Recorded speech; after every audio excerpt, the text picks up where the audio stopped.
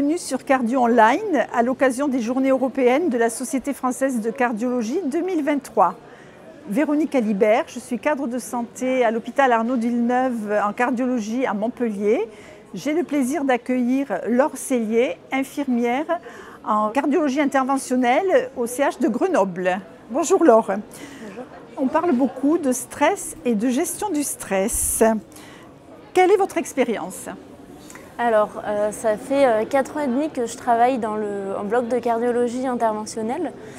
Donc c'est mon premier poste et c'est vrai que j'imaginais pas du tout ça au départ. Je me rappelle de ma première astreinte. On a de la chance d'être en binôme pour l'astreinte parce que c'est vrai qu'on ne sait jamais ce qui va nous tomber dessus en salle de cathétérisme. Donc c'est vrai que c'est la cardiologie, on est avec des vies humaines en jeu, c'est la vie qui est engagée, la vie des patients. Donc voilà, c'est vrai que c'est un environnement qui peut être stressant. Donc une première expérience un petit peu stressante, voilà. Les premiers mois de votre poste. C'est ça. Et donc, comment vous avez fait face à cette gestion du stress ? Quels outils vous avez pu mettre en place ? Alors, je pense que c'est déjà tout simplement avec le temps qui passe, où on s'habitue, on vit des situations qui sont différentes. On ne s'habitue pas, mais la source de stress diminue un petit peu parce que on connaît le fonctionnement, où sont rangés les médicaments dans la salle, etc. Donc petit à petit, on apprend. On prend confiance. Voilà, ensuite, avec l'équipe, le fait d'en parler, ça aide à relativiser. Donc voilà. Vous partagez ce stress, vous arrivez à en discuter avec vos collègues, donc à le dépasser petit à petit. Et est-ce que vous avez fait quelle démarche, je dirais, personnelle, collective, vous avez mis en place, vous avez réalisé pour être maintenant complètement zen ?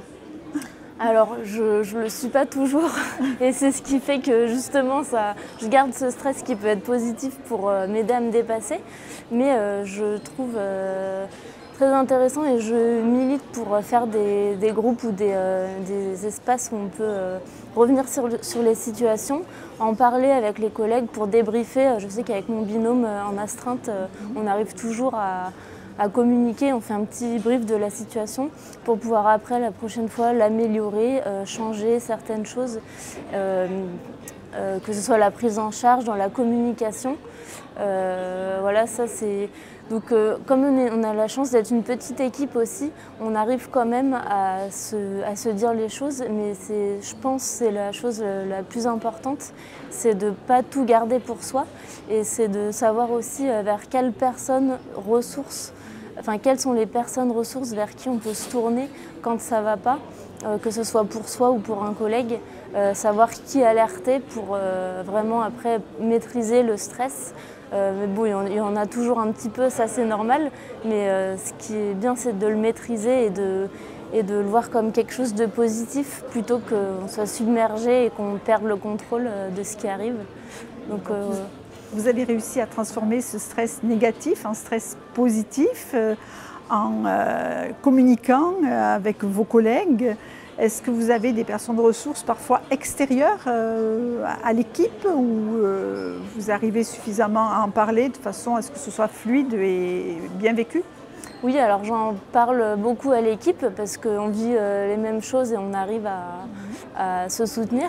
Et puis c'est vrai que ma famille, mes amis peuvent aussi être une soupape, peuvent m'aider à ce niveau-là. Et voilà, et c'est vrai que dans l'établissement, que ce soit psychologue ou médecine du travail, je pense qu'on a tous des personnes qui peuvent nous aider. Il faut savoir lesquelles sont les bonnes, quoi. Et taper à la bonne porte. Voilà, exactement. Ouais. Écoutez, je vous remercie. Merci.